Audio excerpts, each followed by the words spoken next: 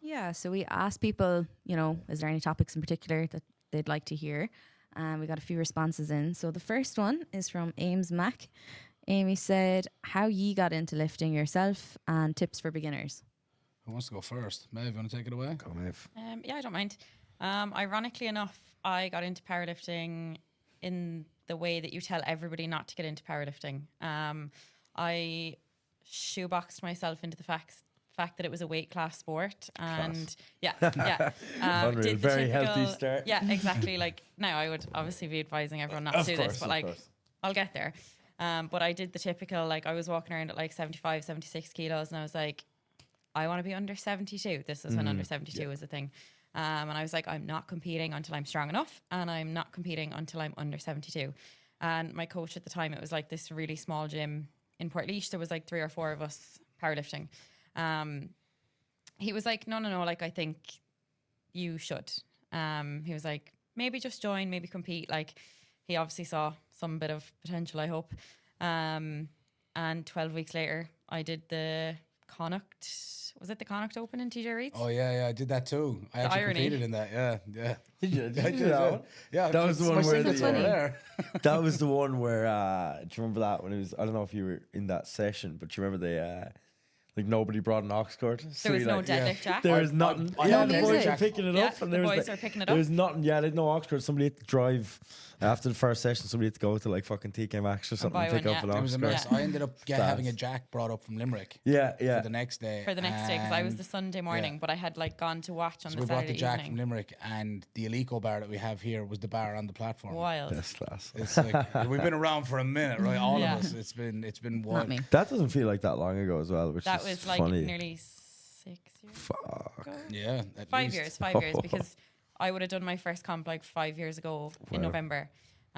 So I suppose for me, I was transitioning from like rugby over to powerlifting. I knew I wanted an individual sport because I preferred the idea of, regardless of how good, bad or indifferent I was, I got my 9 minutes on the platform and I got to put in the hard work, and the hard work inevitably got to be rewarded.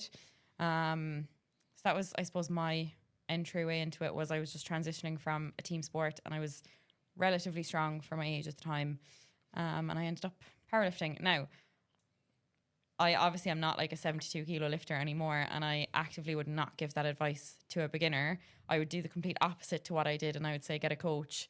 Don't pigeonhole yourself to a weight class, and compete as soon as possible. Like if you wait till you're strong enough to compete, you're never going to be strong enough. Yeah, you'll never be good enough. I'd actively not be competing now because I still class myself as not strong enough, even though everybody does. Like that's just imposter biggest syndrome. pet peeve ever is when you get lifted. Do you know, like they don't want to ruin the rookie season. Oh man, but do you know what I actually hate the worst time of the year is when the standards get released, and then you get every fucking young fella is like, oh, I'm not competing until I hit the standard. And I'm like, right, so you probably won't get there till another 2 years, and the standard will be raised by another 50 kilos by then. It's like, this is just going to be never experience, and you'll have no platform time. Literally, you'll go to your comp, and you'll have put 2 years of prep into this one day, you'll and go you'll 4 for 9. Shit your pants. You'll go 3 for 9, and then you'll quit powerlifting and fucking resent the sport for the rest of your life. There's a lot to be said though for like just building up platform hours. And I know that might seem obvious, but like each time, like it's easier and you enjoy it that little bit more. Oh, get it in as often as you can within reason, and based on like your health in terms of like, are you prone to injury? If not, if you're young. And you're pretty much just made of rubber if you're young. Yeah. Like just get out, get on the platform as often as possible. Get yourself a decent coach who can guide you through that. Get on the platform, because I mean the nerves. We see it with Alicia here. Alicia's only just turned 17, and she still gets nervous out, but she's competing not back to back to back, but very frequently. Yeah. Because you see this, like there's a potential there. She wants to progress in the sport. And it's like, all right, well let's keep you going. Let's get more platform time. It's not so much if we can add a little bit to your total, fantastic. Because when you're that new, you're going to add a bit every time. Yeah. And that's what I was just going to say as well. It's like if you're planning on competing frequently, like you don't like. It's hard to get this through to a lot of people's heads, but like sometimes the goal behind competing isn't putting up a huge total and PBing by 20 kilos and everything. Like sometimes it's just getting that experience, getting better. Whether that's like even going into a comp where, you know, could be something like an abs like Division 1 or Division 2, where like you're finally actually have to battle for something. Yeah. Like a lot of people go the first 3-4 years of their career of powerlifting just tipping away, just going in, trying to go 9 for 9, hit a total PB, and then next thing you know, you get good enough that you're qualified for nationals, you're battling for podium spot, and you absolutely bottle it because you've never been in a situation. Never had a high You've never had situation. pressure. Yeah, and I think that's a big thing. That's what I really like about the ab series as well, is that it can implement that as well. Across all divisions, right? You don't have to be like top 7 to have a battle. You have your you can do five something, you know, in those divisions, you know. Yeah, based and on your even relative if you strength. are like a how do you say, like an average lifter, like, or an intermediate level lifter, there's a big chance if you go to just like a regional comp, you're probably gonna have to, like, you know, you can still battle for a podium, you know, even if it's not like nationals or whatever. Like I still do that. If I get a lifter and we come in and they're only in their second or third year of competing and they're just bang average, but I see that we're like, we can they're good battle for regional third lifter, you know? in the regional comp. We'll fucking do it. Like, you know, Yeah, I'll tell them exactly. what's going on and It let them keeps know. our coaching blade sharp too. Man, You know yeah. what I mean? You Otherwise kind of you want fall that asleep. practice.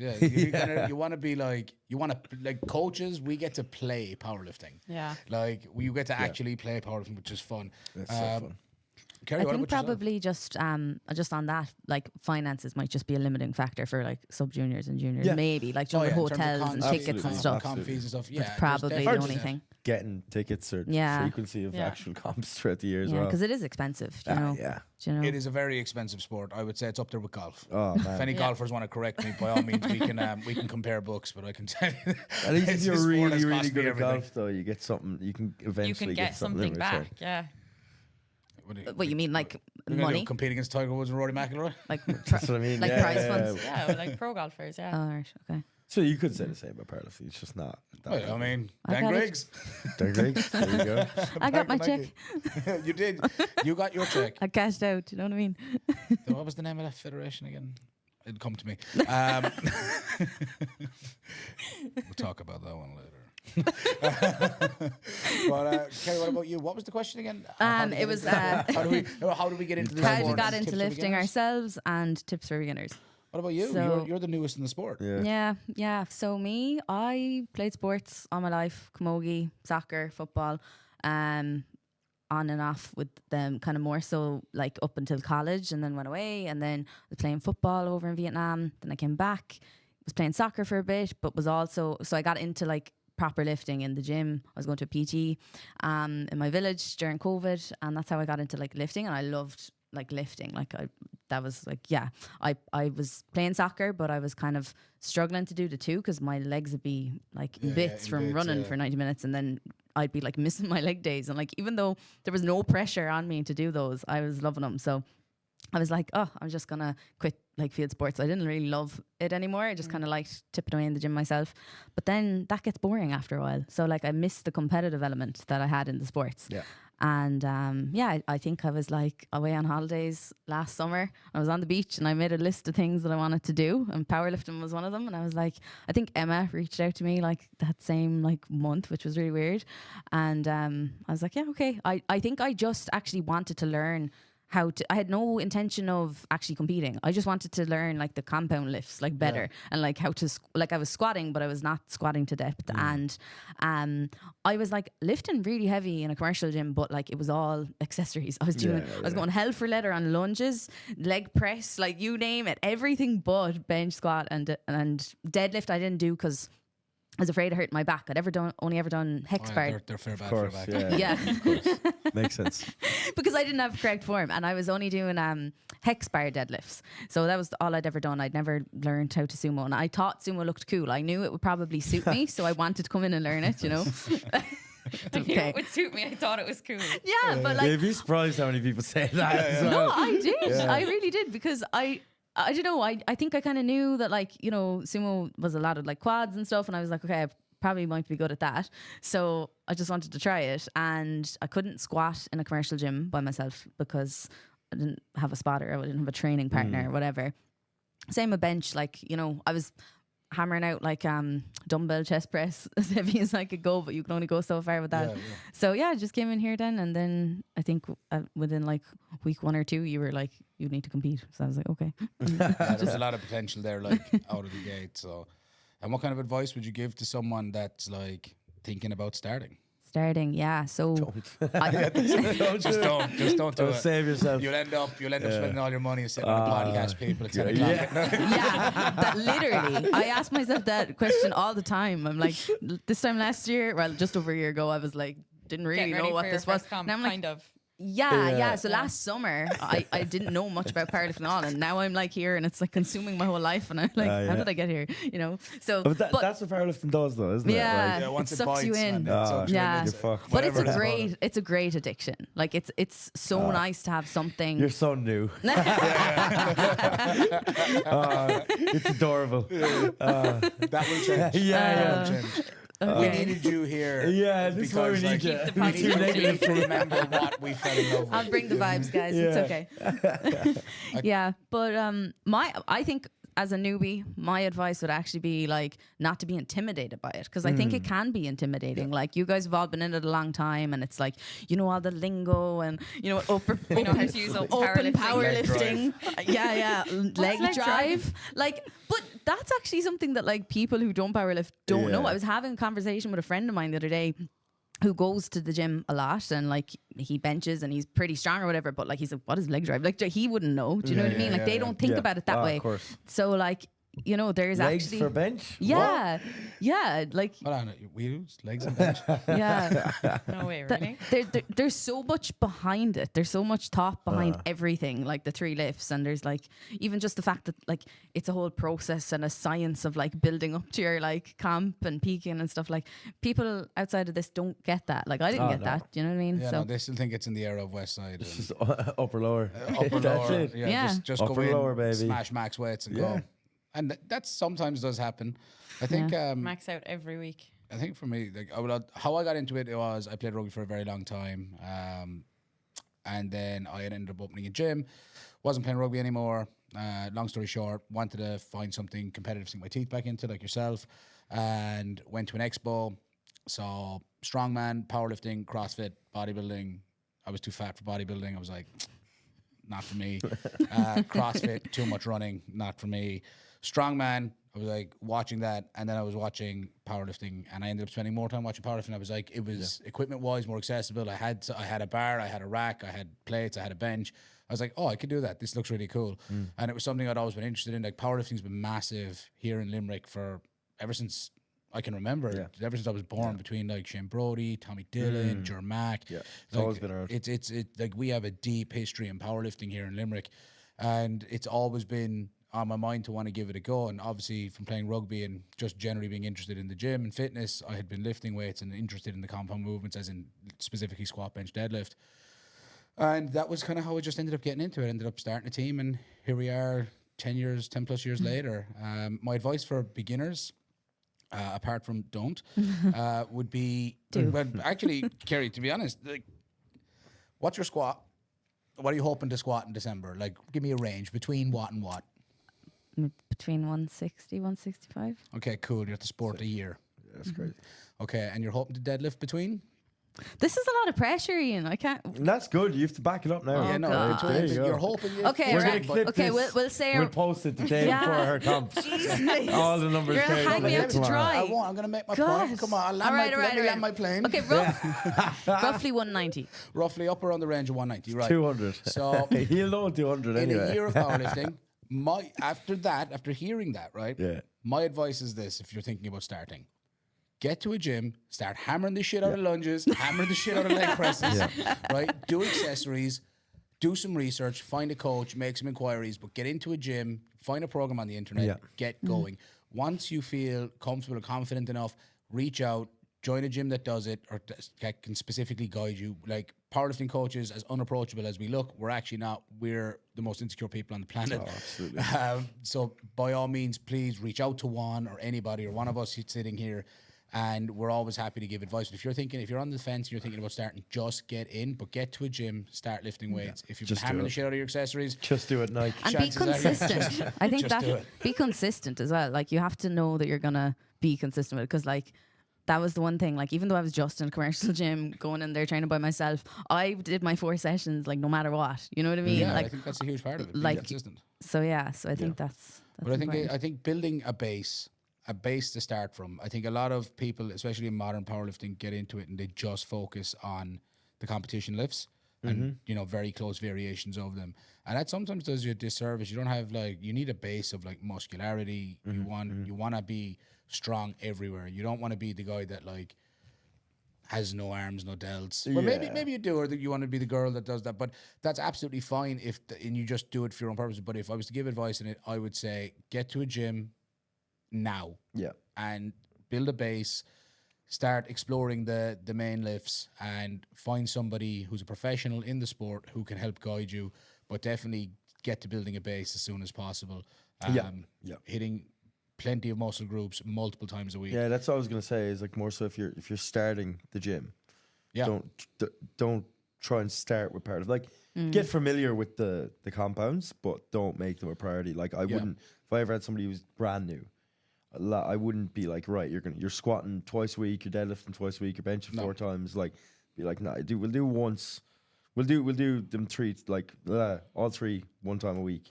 We'll just focus on just building a base and getting just build that base. Power building, for lack of a better term. Get into some of that.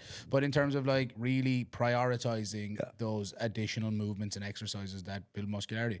What about yourself, Alex? How did you get into it, and what kind of advice would you give? I suppose you said it earlier, isn't it? Insecurities. Riddled. Riddled in them. I used to play rugby. I did every sport. I tried every sport, and there's something I was terrible at all of them. And I was growing up, I always just wanted to be an athlete. I don't know why. I just thought it was so cool. You know what I mean? You just see what it didn't even matter what sport it was. And I ended up going to City Gym, powerlifting gym, and I was there in 2016. I was still a sub-junior, and I was just going to the gym for 2 years at that stage. Walked in and just always dabbled in squat, bench, and deadlift as everyone does. And I walked in, saw a records board, had no intention of powerlifting. And then I was close to all of the records. And I was like, oh, I could do that. I could do it. I was like, fuck, I can actually do something and be good at it. So that was it. I even say that to this day. I'm fully convinced. I love it now, obviously, but I don't think I ever would have started if I looked at that records board and they were all 200 kilos off of what I thought I was capable, what I was capable of. Yeah. So that was a big thing. And then got into powerlifting, got into coaching, and now it's literally it's all I have. So it's my whole life, and I love it. Wouldn't change it for the world. And then advice I would give to somebody new. I think a good bit of advice that it's funny. I was giving to one of my lifters that actually I started resonating with me. What I was telling them, I was like, oh shit, yeah, this applies to me as well. Which it depends who you are and what kind of perspective you have on this, but even your coach doesn't know what your rate of progress is going to be like.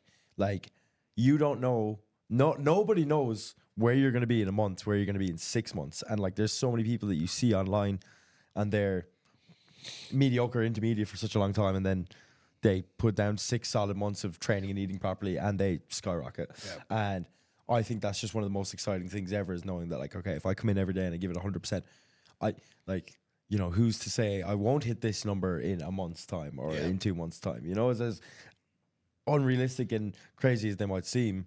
I think that's just such an exciting thing that makes it so fun, is just the unknown. Where you might make no progress as well. Don't get me wrong, it does happen sometimes. It happens, yeah. Especially if you're new to the sport and you're a junior and you've got a frame to fill out. It's actually there is no ceiling. You know what I mean? I think that's a big thing that I want to get across to a lot of people. Is I have guys who are come in now and they're juniors and they're great lifters and they work really hard, but they're it's kind of going back to what you said, being stuck in that weight class mindset. I probably the worst person to talk about this right now, but at the same time, I think I can, because I know what the right thing to do is for certain people. It's you see a lot with these guys and they get so obsessed and they're like, oh well, I'm 80 kilos and I'm kind of strong, but it's but you're 6'4" and you total 550. Imagine Early you filled out. You know what I mean? Yeah. But it's you've so much to fill out, and there is no ceiling to what. Like, look at how much progress you're making now at 80 kilos and 6'4". Imagine you were 100 kilos and 6'4" you look at dudes like while Luca. going through puberty. Jam, like- you might as well hop on whatever you're having. Like, Yeah, do you know what I do you know mean? what I mean? Like, honestly, you Make get better the most results. of it. Make the most of it. Don't be afraid to Absolutely. grow into the sport. You know, And obviously it's all relative. You can always go up a weight class and come back down. I think people get caught up in this so much. It's like once you go up, like just for context, like last year, I did a comp last year as a 74, and I haven't competed for over a year, and now I'm coming back down and competing 66 in 2 weeks' time. But it's like I had that idea in my head that like, oh, if I go up, it's like it's like impossible. You can never come back down. And now I'm kind of it's opened my eyes and has actually toyed with the idea of consistently doing this, like going up for a while, coming back down, going, because like I've seen a huge correlation to my total. Obviously, I'm always a bit heavier in the off season, but I think like proper committing to actually just getting heavier, putting on more size for being at that heavier body weight for like 6 months instead of just being like, oh well, I got 70 now, time to cut back down. You know what I mean? Like kind of one of those things. So like giving yourself that time to really allow yourself to grow. See, I think that's my bit of advice. Yeah, just I think don't be afraid to get big and strong. there you Don't go. be afraid to get big and strong, grow into the sport.